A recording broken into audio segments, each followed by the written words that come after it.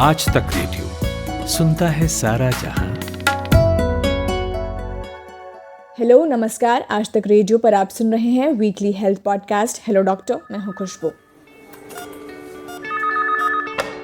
Hello doctor. Hello doctor Aaj Tak radio की एक खास सीरीज है जिसमें हम आपकी सेहत से जुड़े टॉपिक्स पर काम की जानकारी आप तक पहुंचाते हैं स्पेशलिस्ट डॉक्टरों से बात करके। यानी अलग अलग बीमारियों पर मशहूर डॉक्टरों का ज्ञान, उनकी सलाह घर बैठे आप तक पहुंचती है हर मंगलवार सुबह आज तक रेडियो पर। कहते हैं जब एक औरत माँ बनती है तभी वो पूरी होती है, ऐसा भारत में कहा जाता है और आपने भी अपने बड़े बुजुर्गों से कई बार ये सुना होगा। और जो महिला को माँ बनने का सुख नहीं मिल पाता उसे अधूरी यानी बांझ कहा जाता है। खैर, जिन महिलाओं को ये सुख मिल जाता है उनकी ज़िंदगी कई मायनों में पूरी होती है। उनकी ज़िंदगी में संतान आ जाती है, ढेरों खुशियाँ आ जाती है। लेकिन जिस बात को लोग नहीं समझ पाते वो ये कि नई माँ की ज़िंदगी में साथ आता है पोस्ट पार्टम डिप्रेशन, यानी बच्चा पैदा होने के बाद आने वाला डिप्रेशन। क्या आपने कभी इस नाम पर कभी और गौर किया था? इस तकलीफ से कितनी महिलाएं गुजरती है, यकीन ना हो तो पोस्टपार्टम डिप्रेशन शब्द को गूगल करके देख लीजिए। महिलाओं के मौत के आंकड़े ही शायद आपकी आंखें खोल सके। भारत में हर 5 में से 1 महिला पोस्टपार्टम डिप्रेशन की शिकार होती है। इसमें उन्हें उदासी, चिंता, थकान, सोने और खाने में तकलीफ, चिड़चिड़ाहट कुछ भी हो सकता है। कई बार ये इतना खतरनाक हो जाता है कि डिप्रेशन ठीक होने में काफ़ी वक्त लग जाता है। तो प्रेगनेंसी को लेकर ये सोचना कि इसमें तो महिलाओं को फिजिकल समस्या बहुत होती है, लेकिन असलियत देखें तो फिजिकल के साथ साथ मेंटल समस्याएं ज़्यादा होती है। पोस्टनेटल कह लीजिए, पोस्टपार्टम कह लीजिए, पेरीनेटल या बस डिप्रेशन कह लीजिए, एक माँ के लिए उसके जीवन का सबसे बुरा दौर हो सकता है। इस परेशानी पर हमने बात की साइकोलॉजिस्ट और साइकियाट्रिस्ट डॉक्टर प्रवीण त्रिपाठी से। तो स्वागत है डॉक्टर प्रवीण त्रिपाठी आपका आज तक रेडियो पर। कैसे हैं आप? थैंक यू, मैं बिल्कुल ठीक हूँ। आप कैसे हैं? मैं भी बहुत बढ़िया। तो डॉक्टर आज जिस पर हम बात करने वाले हैं वो पोस्ट पार्टम डिप्रेशन उसे कहते हैं और इसके बारे में बहुत लोगों को पता नहीं होता। जो प्रेग्नेंट लेडीज होती हैं खासकर उनको भी नहीं पता होता है, लेकिन ये एक बहुत ही इम्पोर्टेंट टर्म है, एक इम्पोर्टेंट चीज़ है जिसको हर किसी को जानने की ज़रूरत है, क्योंकि इसको लेकर कई धारणाएं हैं जिसकी वजह से इसके बारे में डिस्कशन नहीं किया जाता है। तो डॉक्टर सबसे पहले शुरू से शुरू करते हैं। मेरा आपसे पहला सवाल तो एक हमारे आम ऑडियंस को बताने के लिए कि पोस्ट पार्टम डिप्रेशन जो है एक्चुअली में एक आसान भाषा में अगर हम समझाना चाहें लोगों को तो उसका एक डेफिनेशन क्या है, क्या होता है पोस्ट पार्टम डिप्रेशन? हाँ, तो खुशबू जैसे शब्द जैसे नाम में ही काफी क्लियर है। पोस्ट पार्टम मतलब कि प्रेगनेंसी के बाद या फिर डिलीवरी के होने के बाद होने वाला जो डिप्रेशन है उसको पोस्ट पार्टम डिप्रेशन कहा जाता है। आमतौर पे देखा क्या जाता है कि डिलीवरी होने के बाद काफी सारे जो फीमेल्स होती हैं, कुछ स्टडीज के हिसाब से लगभग 30 से 70% फीमेल्स में कुछ समय के लिए कुछ लक्षण आते हैं जिसको हम बोलते हैं पोस्टपार्टम ब्लूज। वो लक्षण क्या होते हैं? थोड़ा सा मन उदास हो जाना, थोड़ा सा रोना सा आना, कई बार लगना कि बच्चा हुआ है, नई जिम्मेदारी है, संभाल पाएंगे या नहीं संभाल पाएंगे। ये एक बहुत ही कॉमन चीज़ है, इसको बीमारी भी नहीं माना जाता है और इसके लिए हमें कोई ट्रीटमेंट की भी जरूरत नहीं पड़ती है, सपोर्ट दे के ही काम हो जाता है। लेकिन अगर ये जो लक्षण है ये एक लेवल पे, एक नेक्स्ट लेवल पे आए या फिर ज़्यादा सीवियर आए तो फिर उसको हम पोस्टपार्टम डिप्रेशन कहते हैं, जो कि एक बीमारी है और उसको प्रॉपरली ट्रीट करना पड़ता है। तो एक समरी में मैं बोल सकता हूँ कि यदि डिलीवरी के बाद सिग्निफिकेंट डिप्रेसिव सिम्टम्स आ रहे हैं तो उसको फिर हम पोस्टपार्टम डिप्रेशन डायग्नोज करते हैं। जी डॉक्टर, और ये जब एक हद तक आ जाता है जिस लेवल की आप बात कर रहे थे, जब ये बीमारी का रूप लेता है और हम इसे पोस्टपार्टम डिप्रेशन कहते हैं, तो कुछ बड़ी वजह मैं आपसे जानना चाहूंगी कि ये जब होता है, इस लेवल तक पहुंचता है, तो उसके पीछे कौन कौन सी बड़ी वजह होती हैं जो इसमें सबसे बड़ी भूमिका निभाती हैं कि वो इस बीमारी तक पहुंच जाता है प्रेगनेंसी के बाद, जो भी चीजें मनोदास रहना और ये सब। तो हाँ, तो किन वजहों से होता है इसके बारे में बोलूँगा, लेकिन मैं एक बार थोड़ा सा सिम्टम्स को इलेबोरेट कर दूँ। पोस्टपार्टम डिप्रेशन में जो पेशेंट्स होती हैं, जो फीमेल्स होती हैं, उनको जैसे सैडनेस रहना, उदासी रहना, नींद ना आना, ठीक से भूख ना लगना, बहुत ज़्यादा चिड़चिड़ापन होना, बहुत ज़्यादा रोना आना, और इसके अलावा कुछ पर्टिकुलर टाइप के विचार, जैसे कि ये विचार आना कि बच्चे को संभाल नहीं पाएंगी, बच्चे को परवरिश ठीक से नहीं हो पाएगी। कई बार खुदकुशी के ख्याल आना कि कुछ आगे ठीक नहीं हो पाएगा और अपने आप को नुकसान पहुंचा लिया जाए। और कई बार बच्चे को नुकसान पहुंचाने तक के ख्याल आना कि बच्चे को नुकसान पहुंचा दिया जाए। और कई बार कुछ डिल्यूजन्स डेवलप हो जाना, जैसे कि ये बच्चा मेरा है ही नहीं, इस टाइप की चीजें भी हो सकती हैं, सीवियर चीजें भी हो सकती हैं। तो ये सारे लक्षणों के साथ पोस्टमार्टम डिप्रेशन आता है। अच्छा, जो आपने कॉज की बात की, देखिए साइकेट्री में हम लोग बात करते हैं मल्टीफैक्टोरियल कॉज की। मल्टीफैक्टोरियल मतलब कि कई चीजें मिलके इस समस्या को लेके आती है। लेकिन अगर आप प्राइमरी चीज की बात करें तो जो प्रेगनेंसी है उसमें हार्मोन्स के लेवल्स काफी चेंज होते हैं, स्पेशली जो हमारे फीमेल्स के हार्मोन्स हैं एस्ट्रोजन और प्रोजेस्टेरॉन, उनके लेवल्स काफी सिग्निफिकेंटली इंक्रीज रहते हैं प्रेगनेंसी में, और डिलीवरी के इमीडिएटली बाद लेवल्स में बहुत सिग्निफिकेंट चेंज आता है। तो जो आजकल थ्योरीज हैं, मोस्ट एक्सेप्टेड थ्योरीज हैं, वो कहते हैं कि ये हार्मोन्स के लेवल्स में सडनली जो चेंजेस होते हैं वो एक मेजर रोल प्ले करते हैं डेवलपमेंट में पोस्टमार्टम डिप्रेशन की। ये तो बायोलॉजिकल चीज हो गई, लेकिन साथ में काफी ज्यादा साइकोलॉजिकल और सोशल फैक्टर्स भी इन्वॉल्व रहते हैं। जैसे कि ये बात की अंडरस्टैंडिंग कि अब परिवार में एक और सदस्य, इस बात की अंडरस्टैंडिंग कि परिवार में अब एक और सदस्य आ गया है, इस बात की अंडरस्टैंडिंग कि अब जो रिस्पॉन्सिबिलिटी है वो काफी बढ़ चुकी है, ये भी एक लेवल पे स्ट्रेस क्रिएट करती हैं जो फीमेल होती हैं जिनको भी डिलीवरी हुई होती है।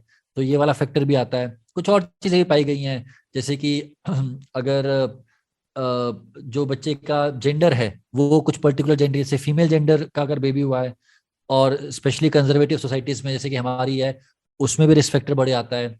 फैमिली का सपोर्ट कितना है और या नहीं है, उसके बेसिस पे भी रिस्क बढ़ जाता है। तो काफी सारे बायोलॉजिकल और सोशल और साइकोलॉजिकल फैक्टर्स मिलके बीमारी को करते हैं। ठीक है डॉक्टर। और क्या मतलब ये किसी ये जो डिप्रेशन है इसके कुछ टाइप्स भी होते हैं? मतलब एक बहुत ज्यादा गंभीर स्थिति हो, जैसे मैं पढ़ रही थी कि इसमें एक नाम था कि पोस्ट प्रेगनेंसी साइकोसिस। तो बस यहाँ पे मैं आपसे ये पूछना चाहूंगी कि इसके कुछ टाइप्स भी हैं, डिप्रेशन के कुछ तरह के प्रकार भी हैं? देखिए, जो पोस्ट पार्टम साइकोसिस है वो और डिफरेंट चीज हो गई। पोस्टमार्टम साइकोसिस में साइकोटिक सिम्टम्स आ गए। साइकोटिक सिम्टम मतलब कि डिल्यूजन्स और हेलुसिनेशंस प्राइमरली, जैसे कानों में आवाजें आनी शुरू हो गई, या कुछ इस प्रकार के भ्रम हो गए जिसको हम डिल्यूजन्स कहते हैं। तो हम ना कई बार जब प्रेगनेंसी के बाद होने वाली जो मानसिक समस्या है उसको 3 पार्ट में कई बार डिफ्रेंशिएट कर लेते हैं। एक मैंने बोला पोस्टमार्टम ब्लूज, जो कि एक बहुत नॉर्मल सी चीज है, कॉमन सी चीज है। फिर उसका एक अलग सेकंड लेवल आता है, लेवल नहीं बोलूंगा, एक सेकंड टाइप का आता है पोस्टमार्टम डिप्रेशन, जहाँ पे मेनली डिप्रेशन के लक्षण है, उदासी के लक्षण है, रोना आ रहा है, ओवरवेल्म होने की फीलिंग हो रही है, नींद नहीं आ रही है। और फिर होता है पोस्टमार्टम साइकोसिस, जो कि ज्यादा थोड़ा डेंजरस है, जिसमें डिल्यूजन्स हो रही हैं, अजीब से विचार मन में आ रहे हैं, साइकोटिक सिम्टम से हेलुसिनेशंस हो रही हैं, कानों में आवाजें आ रही हैं। तो हम इसका सीवियर फॉर्म नहीं बोल सकते, एक डिफरेंट बीमारी बोल सकते हैं, हालांकि वो थोड़ी सीवियर ज्यादा होती है इससे। ठीक है डॉक्टर। और यहाँ से ये भी सवाल मैं आपसे पूछना चाहूंगी कि क्या कुछ जो औरतें, जो महिलाएं होती हैं वो पोस्टमार्टम डिप्रेशन के शिकार होती है? मतलब कोई स्पेसिफिक जो सबसे ज्यादा रिस्क पर रहती हैं पोस्टमार्टम डिप्रेशन के? हाँ, तो ऐसा पाया गया है कि जैसे मान लीजिए किसी को पहले से डिप्रेसिव एपिसोड्स की हिस्ट्री रही है, या फिर पिछली प्रेगनेंसी में भी इस टाइप का कुछ हो रखा है, तो फिर उनके लिए वल्नरेबिलिटी बढ़ जाती है। उनको जेनेटिक वल्नरेबिलिटी है, और फिर जैसे ही हार्मोन्स के लेवल ऊपर नीचे होते हैं तो वहाँ पे फिर रिस्क बढ़ जाता है कि बीमारी वापस आ जाएगी या प्रेसिपिटेट हो जाएगी। और बाकी जैसे मैंने कुछ फैक्टर्स डिस्कस किए थे आपसे, उन फैक्टर्स के होने पे भी ये वाले जो एपिसोड्स हैं इनके होने की संभावना बढ़ जाती है। ठीक है। और मान लीजिए जैसे कि आप सिम्टम्स आपने जो बताए कि वो नोटेबल सिम्टम्स हैं, अगर वो आपको दिखें तो ये पोस्टमार्टम डिप्रेशन की ओर इंडिकेट करता है। तो जब ये चीज़ें पता चल गई हमें, तो पहला स्टेप क्या है? हमें क्या करना चाहिए अगर ये सिम्टम्स हमें दिख रहे हैं डिलीवरी के बाद? तो देखिए, थोड़े जो डिप्रेसिव सिम्टम्स होते हैं वो यूजुअली एक सपोर्ट प्रोवाइड करके जो न्यू मदर हैं उनमें काफ़ी फायदा हो सकता है। जैसे कि न्यू मदर को एग्जॉस्ट होने से बचाया जाए। छोटा बच्चा होता है, रोता रहता है, रात में भी उठता है, मदर की नींद पूरी नहीं हो पा रही होती है, एग्जॉस्टेड स्टेज में पहले भी होती है क्योंकि डिलीवरी हुई होती है। तो मदर का थोड़ा टेक केयर किया जाए, मदर को सपोर्ट दिया जाए, बच्चे को पूरा संभालने की जिम्मेदारी सिर्फ माँ के ऊपर ना छोड़ दी जाए, जो हस्बैंड हैं वो उसमें कंट्रीब्यूट करें, जो फैमिली मेम्बर्स हैं वो उसमें कंट्रीब्यूट करें। उसके अलावा ये इंश्योर किया जाए कि मदर का खाना पीना ठीक है, मदर को स्लीप पूरी मिल पा रही है, और बेसिकली एक साइकोलॉजिकल सपोर्ट दिया जाए। अगर मदर के मन में इस प्रकार का विचार आए कि कैसे संभाला जाएगा, तो उनको बताया जाए कि आप अकेली नहीं है, आप के साथ पूरा परिवार है। स्पेशली हस्बैंड का मेन रोल होता है इस चीज़ों में। ये पहले स्टेप पे किया जा सकता है। लेकिन यदि लगता है कि इस सब के होने के बावजूद भी सिम्टम्स बढ़ते जा रहे हैं, स्पेशली अगर कुछ कुछ डेंजरस सिम्टम्स आ रहे हैं, जैसे डेंजरस सिम्टम जैसे सुसाइडल थॉट आ रहे हैं, मदर के मन में आ रहा है कि अपने आप को नुकसान पहुंचा दूं, या फिर बच्चे के लिए थॉट्स आ रहे हैं कि बच्चे को नुकसान पहुंचा दिया जाए, या फिर साइकोटिक सिम्टम्स शुरू हो रहे हैं, से ट्रीटमेंट करने का प्रयास नहीं किया जाना चाहिए। इमीडिएटली किसी साइकेट्रिस्ट से हेल्प लेनी चाहिए, और ये इंश्योर करना पड़ता है कि मदर और बेबी को की सेफ्टी इंश्योर की जानी चाहिए, अकेले नहीं छोड़ना चाहिए। क्योंकि देखिए वो बीमारी का स्टेज है, उस बीमारी के स्टेज में इंसान का कई बार अपने ऊपर पूरा काबू भी नहीं रहता, तो जितना ज्यादा आप सपोर्ट प्रोवाइड करा पाए उतना अच्छा रहता है उस टाइम पे। डॉक्टर, अब बात इसके ट्रीटमेंट की, पोस्टमार्टम डिप्रेशन के ट्रीटमेंट की, लोग ये जानना बहुत ज़रूरी समझेंगे, क्योंकि एक तो पहली बात इसको लेकर एक एक धारणा है कि लोग इस पे बात नहीं करना चाहते हैं, तो ट्रीटमेंट से भी लोग बचना चाहते हैं। तो एक हमारे लिसनर्स के लिए बस एक आपसे पूछना चाहूँगी कि किस तरह से पोस्टमार्टम डिप्रेशन जो है उसका इलाज किया जाता है, उसको ट्रीट किया जाता है? देखिए ट्रीटमेंट का वही दो पार्ट्स रहते हैं। मेडिकल ट्रीटमेंट हो सकता है मेडिकेशंस के साथ, और साइकोथेरेपी सेशंस होते हैं जैसे कि सीबीटी, कॉग्निटिव बिहेवियरल थेरेपी, जो सबसे कॉमनली यूज की जाती है। तो आमतौर पे दोनों के कॉम्बिनेशन के साथ ही ट्रीटमेंट किया जाता है, और कॉम्बिनेशन के साथ ही बेस्ट रिजल्ट्स मिलते हैं। तो इन केसेस में कई सारे फैक्टर्स को ध्यान में रखना होता है। जैसे अगर मदर को मेडिकेशंस दी जा रही हैं तो किस टाइम पे दी जाएं, ब्रेस्ट फीडिंग जो है उसको किस टाइप से हैंडल किया जाए कि बच्चे को नुकसान ना होने पाए, कौन सी दवाई चूज की जाए कि बच्चे को नुकसान ना होना पाए। काफी सारे फैक्टर्स को कंसिडर करके एक प्रॉपर ट्रीटमेंट किया जाता है। लोगों के साथ कई बार दिक्कत ये होती है कि उनको लगता है कि ट्रीटमेंट मत करो, कहीं दवाई से नुकसान ना हो जाए। लेकिन लोग इस बात को भूल जाते हैं कि दवाई ना करने का भी अपना नुकसान है। यदि एक न्यूबॉर्न को ठीक से मदर हैंडल नहीं कर पा रही है, तो जो बच्चे के साथ जो बॉन्डिंग है, जो अटैचमेंट जो डेवलप हो रही है बच्चे और माँ के बीच में, उसके ऊपर भी एक एडवर्स इम्पैक्ट पड़ सकता है, जो कि काफी हानिकारक है। तो सिर्फ दवाई के एडवर्स इफेक्ट को लेकर परेशान ना हो, इस बात को भी सोचें कि अगर मदर ठीक से बच्चे को ध्यान ही नहीं दे पाएगी तो उसका भी एक बहुत इम्पैक्ट पड़ता है। तो इसीलिए देखिए कोई स्ट्रेट फॉरवर्ड ट्रीटमेंट नहीं होता है। स्ट्रेट फॉरवर्ड का मतलब कोई ऐसा नहीं है कि हर इंसान को एक ही ट्रीटमेंट दिया जाएगा। ट्रीटमेंट को टेलर मेड किया जाता है, क्या सिचुएशन है, क्या रिस्क है, क्या सिम्टम्स रहे हैं, उसके बेसिस पे आपके जो भी डॉक्टर हैं जिनको अभी आप दिखा रहे हैं वो आपके लिए बेस्ट ट्रीटमेंट प्लान डिस्कस करते हैं, या फिर आपसे डिस्कस करके एक बेस्ट ट्रीटमेंट प्लान को बनाते हैं। और ये तो हुई मेडिसिन की बात। बाकी थेरेपी सेशंस का काफी अच्छा रोल रहता है, और सपोर्ट भी करते हैं, बताते भी हैं पेशेंट्स को कि थॉट्स को किस टाइप से हैंडल किया जाए। कई बार फैमिली के साथ में बिठा के सेशंस किए जाते हैं। तो ये मोटा मोटा मैं अगर बोलूँ आपको तो ये ट्रीटमेंट का जो प्रोटोकॉल है वो फॉलो होता है। और जैसे कि सर, इसमें कई केसेस ऐसे भी होते हैं डॉक्टर, जिसमें सुसाइडल केसेस हमें देखने को मिलते हैं। तो ये किस स्टेज पर होता है? जो परिवार है, जहाँ पर लोग अगर परिवार के साथ रह रहे हैं, उसको देखते हुए परिवार को अलर्ट हो जाना चाहिए, क्योंकि ये कई केसेस में सुसाइडल केसेस भी देखने को हमें मिलते हैं। देखिए जो सुसाइडल थॉट्स हैं या फिर जो सुसाइड है उसको एक लक्षण की तरह देखना बहुत जरूरी है। सुसाइड का अटेम्प्ट कभी भी हो सकता है। अगर हम ये जानना चाहें कि इंडिकेशंस क्या होती हैं, तो इंडिकेशंस आमतौर पे पेशेंट इस बात को या तो बोल देते हैं परिवार वालों के सामने कि मन में आ रहा है कुछ कर लिया जाए, या तो खुद से बोल देते हैं या फिर पूछने पे बता देते हैं। जैसे हम लोग अक्सर हमारे पास जब पेशेंट्स आते हैं तो हम उनसे पूछते हैं कि आप बुरा मत मानिएगा, लेकिन कई बार इस बीमारी में अपने आप को नुकसान पहुंचाने के विचार आते हैं, तो क्या आपके मन में विचार आ रहे हैं? तो जब आप ये सवाल पूछते हैं तो फिर पेशेंट आपके सामने खुल के बता पाते हैं, क्योंकि उनके मन में भी थोड़ी शर्म होती है, उनको भी लगता है कि उनके मन में गलत चीज आ रही है। और जब वो देखते हैं कि डॉक्टर उनसे सवाल पूछ रहे हैं और इस प्रकार की चीजें होती हैं तो वो थोड़ा कंफर्टेबल होकर बता पाती हैं। तो मन में विचार आना और उस विचार को एक्सप्रेस करना, लोगों से डिस्कस करना, या फिर कभी कुछ ऐसा छोटा मोटा अटेम्प्ट टाइप का करने का प्लान करना, ये सब चीज़ों को बहुत सीरियसली लेना होता है। कई बार लोगों को लगता है कि जो बोलते हैं वो करते नहीं है, बट ऐसा बिल्कुल भी नहीं है। जो स्टडीज हैं वो साफ साफ दिखाती हैं कि जितने भी लोग फाइनली सुसाइड करते हैं उन लोगों ने उस बारे में किसी ना किसी क्लोज फ्रेंड को या परिवार वाले को बता रखा होता है, और उस बात को लोग सीरियसली लेते नहीं है। जैसे मान लीजिए आप इमेजिन करिए कि हमारे समाज में क्या होता होगा, अगर कोई बोलता है कि यार मेरे मन में आ रहा है कि खत्म कर दूं सब, तो सामने वाला क्या बोलता है कि यार कैसी बातें कर रहा है, ऐसी बातें नहीं सोचनी चाहिए। और क्या था, अब उसकी अगली बार हिम्मत नहीं होगी क्योंकि उसको एक तरीके से रिडिक्यूल कर दिया गया या फिर चुप करा दिया गया।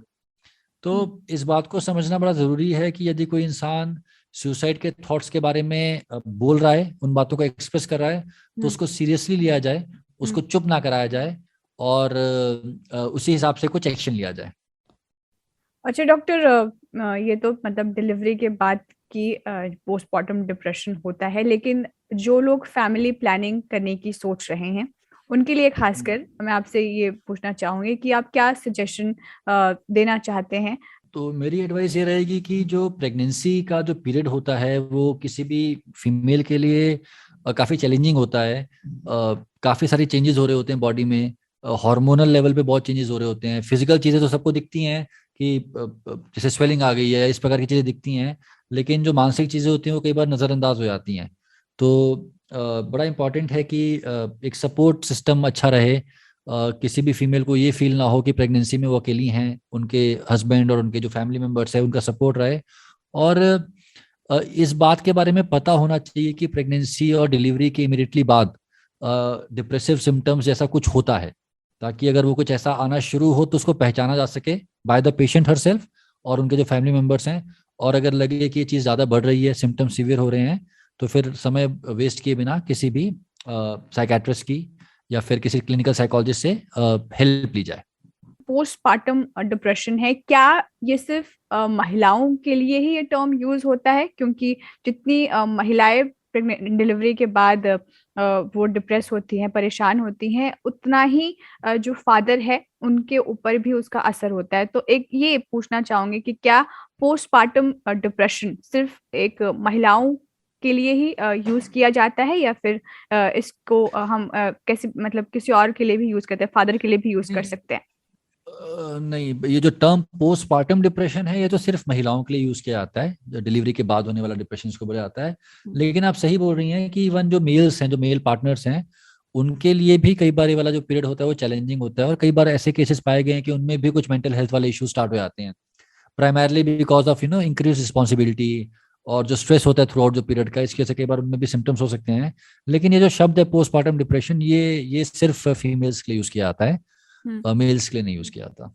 बहुत बहुत शुक्रिया डॉक्टर आपका कि आपने इस पर अपना एक समय निकाला और पोस्टमार्टम डिप्रेशन के ऊपर इतनी डिटेल में बातचीत की। हमारे ऑडियंस को एक पूरा एक आपने ब्रीफ दे दिया इसके बारे में, जिसके बारे में लोग बात नहीं करना चाहते हैं, उससे हिचकते हैं। तो बहुत बहुत शुक्रिया doctor. Thank you Khushboo, thank you आपको कि इस अच्छे टॉपिक, इंपॉर्टेंट टॉपिक के बारे में आप थोड़ा अवेयरनेस क्रिएट कर रहे हैं, उसके लिए बहुत बहुत शुक्रिया। Thank you. तो उम्मीद है डॉक्टर साहब की बातें सुनकर आपको एहसास हुआ होगा कि पोस्टमार्टम डिप्रेशन हल्के में लेने वाली चीज़ नहीं है। औरत को इस वक्त सही इलाज और केयर की ज़रूरत होती है। अब आपको पता है तो आप अपनी फैमिली और फ्रेंड सर्कल में माँ बनने वाली औरतों का ध्यान रखेंगे, ऐसी हमें उम्मीद है। कोई और ऐसी समस्या जिसके बारे में आप जानना चाहते हो, उससे जूझ रहे हो या चाहते हो कि बाकी लोगों को अवेयर किया जा सके, तो अपने सुझाव हमें ज़रूर भेजें। ईमेल पता नोट कर लीजिए, radio@aajtak.com। हेलो डॉक्टर के ऐसे ही और एपिसोड्स को आप Hubhopper, Google podcast, Apple podcast, Spotify, Jio Saavn, pocket cast जैसे प्लेटफॉर्म्स पर भी सुन सकते हैं। मैं हूँ खुशबू, फिलहाल इजाजत चाहूंगी। नमस्कार।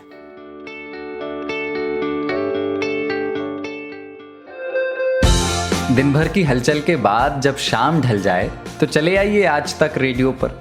खबरों के सबसे अहम पड़ाव तक ले चलेंगे आपको, तसल्ली से बताएंगे कि दिन में हुआ क्या और जो हुआ उसका मतलब आपके लिए क्या था। फील्ड पर रहने वाले रिपोर्टरों की फौज है हमारे पास, एक्सपर्ट्स का जखीरा है। ये सब होते हैं इस डेली न्यूज़ एनालिसिस पॉडकास्ट में, जिसका नाम है दिन भर। सोमवार से शुक्रवार हर शाम आज तक रेडियो पर।